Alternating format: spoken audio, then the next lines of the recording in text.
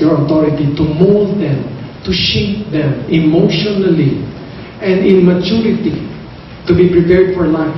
You see, ang sabi ng Bible, ano sabi? Children need to be taught. Kailangan daw turuan.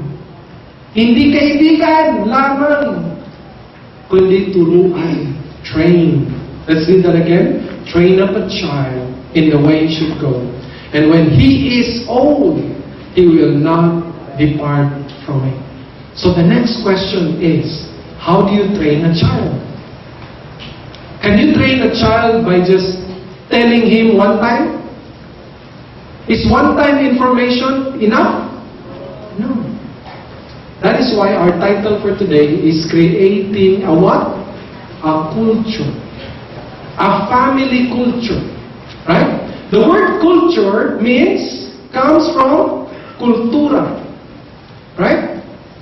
Let's say it together. Kultura, cultivation, or tending. No, it's like you're taking care of your garden. You're taking care of your flock. You see? The word culture from the dictionary says, let's see it together, the training, development, and refinement of mind, of taste, and manners. And that's what we need to learn, parents. Matuto tayong maglumikha ng kultura. Isang makadiyos na kultura, a godly culture, that our children can be trained and developed and refined, so when they come out of the house, they go out of the house, they are ready to face life. Amen? They are ready to face life as godly men and women. The secret, parents, is not in one-time information. The secret is in creating a culture, a godly family culture. What is culture? It contains the following: our beliefs, our values, and our practices. What do you mean by beliefs? What do we believe? As a parent, what do you believe? Your beliefs are part of what makes your family culture. Number two, values. By that we mean, how do we do what we do? Do you get it? How do we do what we do? Sa bawat pamilya, mayroong kaparaanan. There are manners and ways of doing things, right? And that's the value. Those are the values there. And it also involves practices. The culture includes how do we behave. Behavior-wise, it's part of culture. And your children will get their beliefs, their values, and their practices from your family culture. Alright? Mga kaibigan, friends, we need to realize, whether you are aware or not, every family has a culture. Tandaan niyo? When I was younger, in Mindanao, growing up, I was taught na the way to respect elders is when you meet them, greet them by mano sa kamay. And I've carried that culture ever since. I was in high school when my dad brought me to Visayas to meet his family. And then, there, they have a different culture. Mga Ilonggo, they beso. Kaliwa kanan. For me, from Mindanao, that was strange. Seeing my dad kiss his dad. Ano yun? Lalaki sa lalaki. Babae sa babae. Yakis. Yakis for the first day. Talagang shock ako. Ba't sila nagkikiss? I never experienced that. That was their culture pala. And after staying for 7 days, nasanay na ako. Sige, lahat to. Eto, pizza. Sige. Because that's their culture.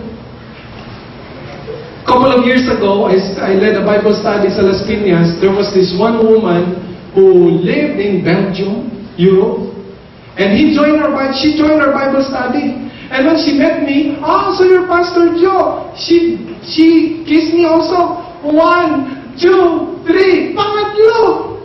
Sanay ako, 2, di ba? Eh, nagtatlo, muntik patuloy dumakli sa lamin namin.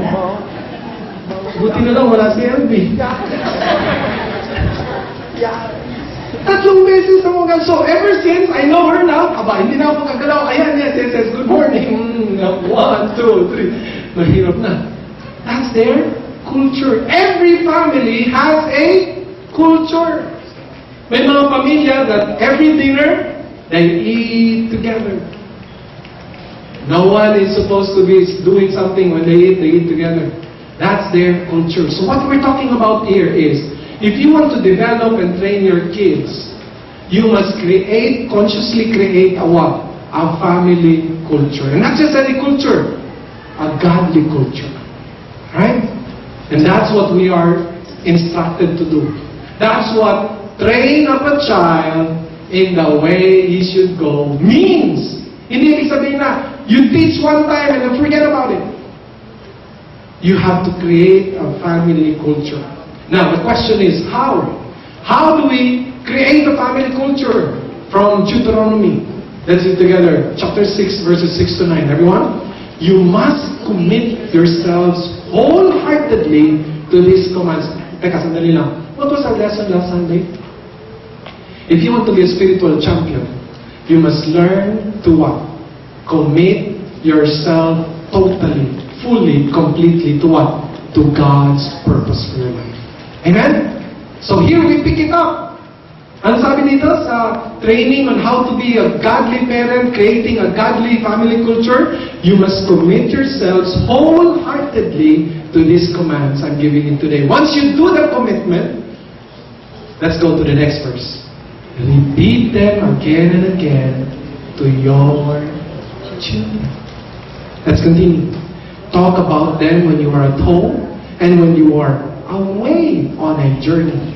When you are lying down and when you are getting up again. Tie them on your hands, to your hands, as a reminder. Di ba ngayon uso yung baller? Gumawa ka ng baller, may scripture verses. Tuloy. And wear them on your forehead. Hindi ko alam paano yun gawin. Wala pang technology niya. For now. Then, next, right? Verse 9. Write them on the doorposts of your house and on your gates. There you go. Fill your houses with verses. So what do we learn from these passages? How do we create a family culture? Number 1, it's very easy. Say what you believe. You have to tell your kids. Speak to them. Communicate to them. Open your mouth. Tell them, state to them what you believe. Alright?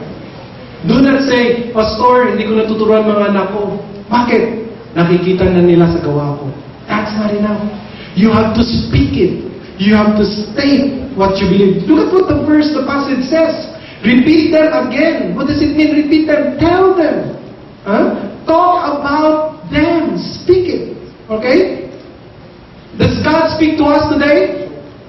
Does God speak to us today? Yes. We are to speak to our children as well about what we believe.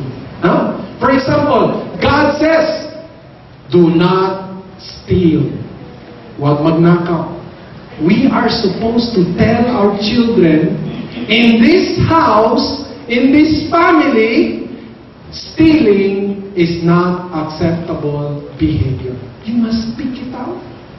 Huwag mo hayaan na their youth fellowship, their Bible